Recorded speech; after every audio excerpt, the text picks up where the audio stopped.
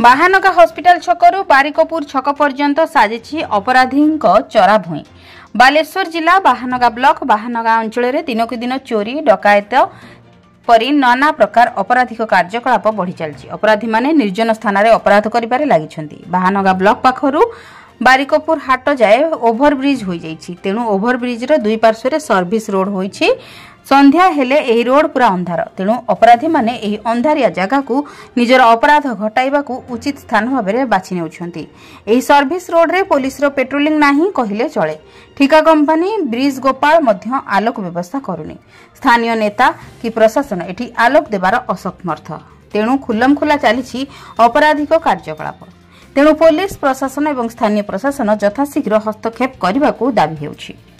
Bureau report जन अधिकार live.